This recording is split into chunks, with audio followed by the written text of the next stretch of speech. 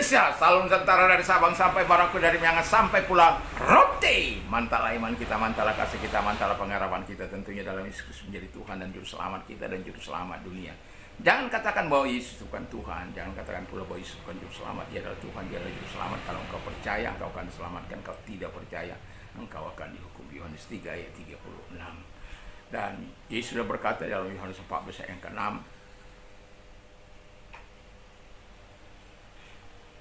Akulah jalan dan kebenaran dan hidup, tiada seorang sampai kepada Allah kalau tidak melalui aku. Dan Petrus mengatakan dalam Kisah Rasul 4 ayat 12, dan keselamatan tidak ada dalam siapapun juga selain dalam Dia, Yesus Kristus. Karena di bawah kolong langit ini tidak ada nama lain yang diberikan kepada manusia yang olehnya kita diselamatkan. Dan saya mau katakan kepada kita, Tuhan itu sangat baik. Dan Paulus mengatakan kepada kita semua, percayalah kepada Tuhan Yesus Kristus, maka engkau akan diselamatkan, engkau dan seisi rumahmu. Kisah Rasul 16 ayat 31. Mantap! Kiranya kekuatan Tuhan, kekuatan firman, kekuatan Roh Kudus, kekuatan doa, kekuatan iman akan terus menyertai kita di pagi ini dalam perjalanan kehidupan kita, dalam usaha, dalam pekerjaan, dalam bisnis kita, dan apapun yang kita kerjakan. Kiranya diberkati oleh Tuhan dan kita terus memuliakan Tuhan dan terus mau tinggal dalam Tuhan. Puji nama Tuhan. Dan saya akan bacakan firman Allah dari ayat 5 dan 6. Akulah pokok anggur dan kamulah ranting-rantingnya. Barang siapa tinggal di dalam aku di dalam dia, ia berbuah banyak. Sebab di luar aku kamu tidak dapat berbuat apa-apa. Ayat 4 dulu saya baca. Tinggallah dalam aku dan aku dalam kamu, sama seperti ranting tidak dapat berbuah dari dirinya sendiri kalau ia tidak tinggal pada pokok anggur. Demikian juga kamu tidak berbuah jikalau kamu tidak tinggal dalam aku. Haleluya. Tinggal di dalam Tuhan ada garansinya, kata firman Allah. Garansi yang pertama dikatakan engkau berbuah. Dan tinggal di pokok anggur seperti ranting-ranting itu akan berbuah. Kalau tidak berbuah dia akan dipotong. Tadi pagi saya katakan, kemarin saya katakan bahwa ketika kita tinggal di dalam Dia, kita mengakui bahwa Tuhan sebagai pemilik kehidupan ini, kita mengikuti Dia, bukan tidak mengikuti Dia, dan akhirnya kita dibersihkan oleh Tuhan. Nah, jaminan Tuhan dikatakan kita berbuah. Berbuah tentu menjadi sebuah pertanyaan. Buah apa? Ada buah terang, ada buah pertobatan, ada buah keselamatan, ada buah Roh Kudus, dan lain sebagainya. Dan Alkitab mengatakan orang yang tinggal di dalam Tuhan, ini bagian kedua, tinggal di dalam Tuhan, tema kita. Jadi tinggal di dalam Tuhan itu berarti kita akan terus berbuah. Kalau kita mau berbuah dalam hidup ini, tinggallah pada Yesus. Tidak peduli proses yang panjang yang kau alami, tidak peduli godaan apa yang kau alami, jangan sampai keluar, jangan sampai meninggalkan Yesus, karena jaminan Tuhan, garansi Tuhan, engkau akan berbuah. Buah terangmu akan tampak, buah-buah Roh Kudusmu akan jelas, buah-buah pertobatanmu akan jelas, buah-buah keselamatanmu akan jelas. Karena apa? Ada Tuhan yang menyertai engkau. Ada Tuhan yang maha kuasa yang menjadi penolong kehidupanmu.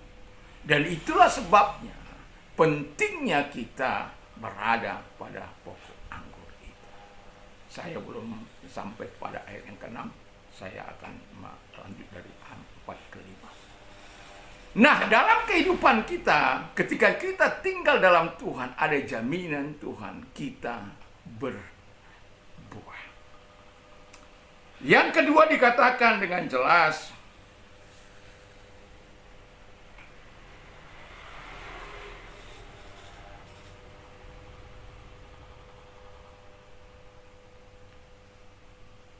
di luar Yesus, ayat kelima, di luar Yesus kita tidak dapat berbuat apa-apa.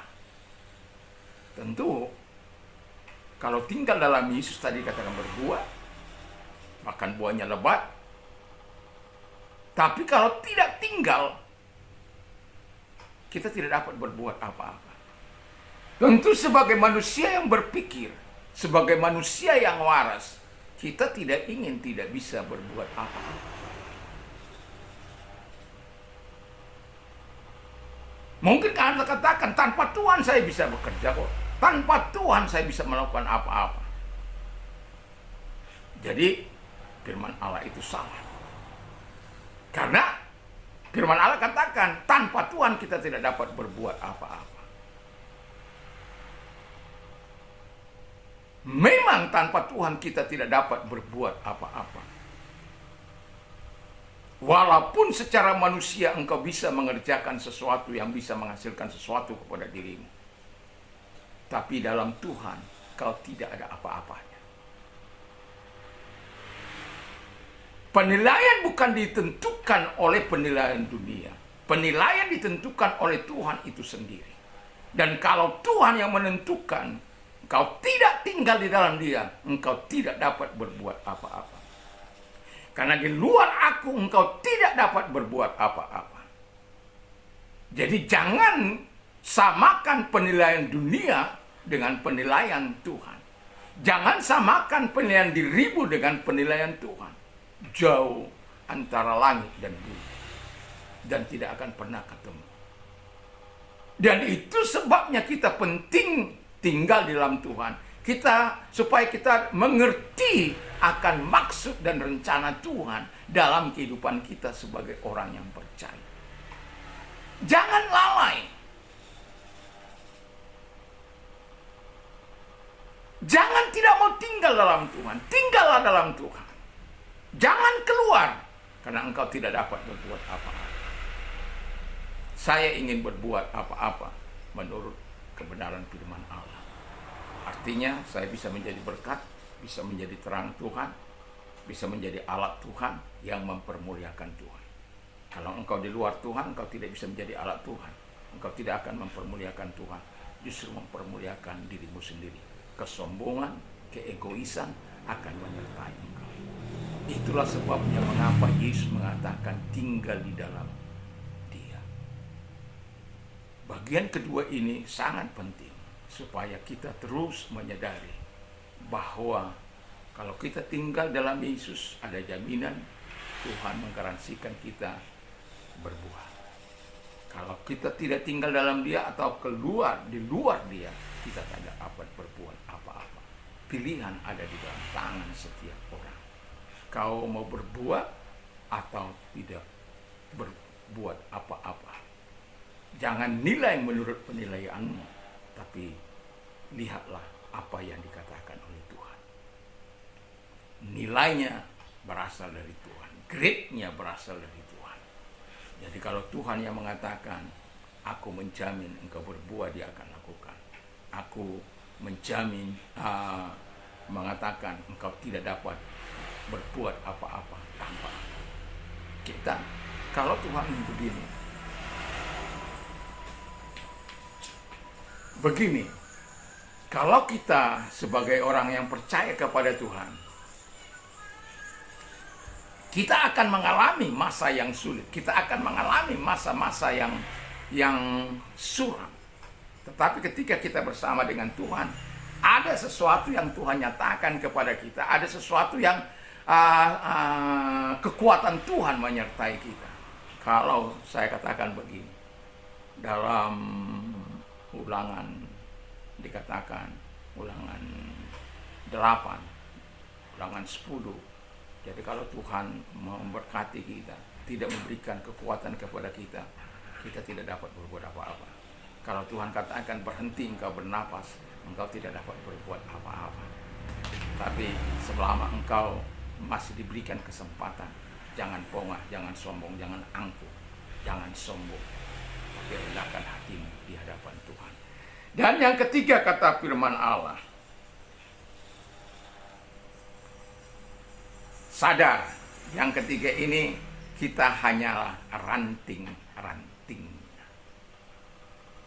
Artinya ranting itu tidak ada apa-apanya tanpa pohon. Mangga tidak akan ranting mangga tidak akan berbuah mangga kalau dia tidak tinggal pada pohon mangga itu.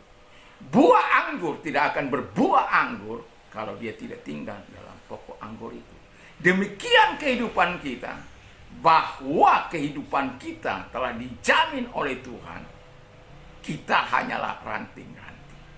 Jadi kalau yang mau saya tekankan di sini, kalau kita hanya sekedar ranting yang tidak dapat menghasilkan apa-apa tanpa sang pemilik itu, pemilik kehidupan itu, atau kita tidak dapat berbuat apa-apa tanpa batang, atau kita tidak tinggal dalam batang, kita hanyalah percuma, useless, meaningless.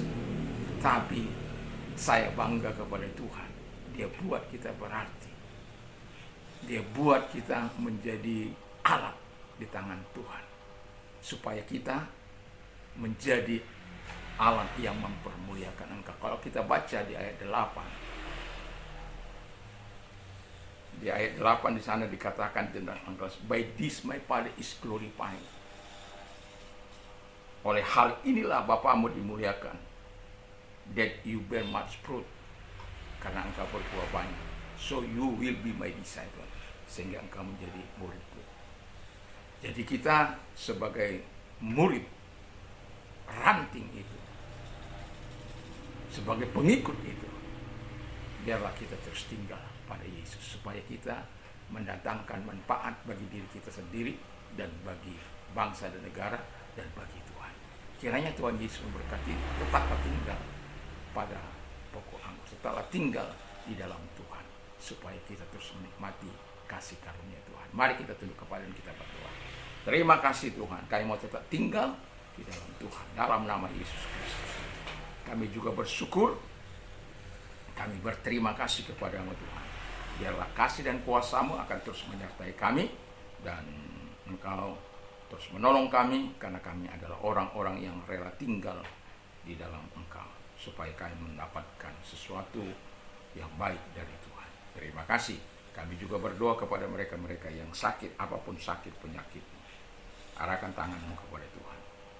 Kau hadir kepada mereka, sembuhkan mereka. Dalam nama Yesus, segala sakit penyakit yang mereka derita, istaka itu tidak dapat melahirkan engkau itu, ataupun jantung koroner, dan penyempitan pembuluh, stroke dan lain sebagainya. Segala sakit, penyakit, dan kelemahan, aku perintahkan dalam nama Yesus, keluar, dan oleh beliau Yesus engkau sembuh, dan oleh kuasanya engkau sembuh. Terima kasih. Kami juga berdoa kepada mereka-mereka yang memiliki besarnya persoalan. Kami datang kepadamu Tuhan. Engkau orangnya, serahkan diri kepada Tuhan. Dalam nama Tuhan Yesus Kristus, lihat tangan-tangannya, serahkan kepadamu Tuhan.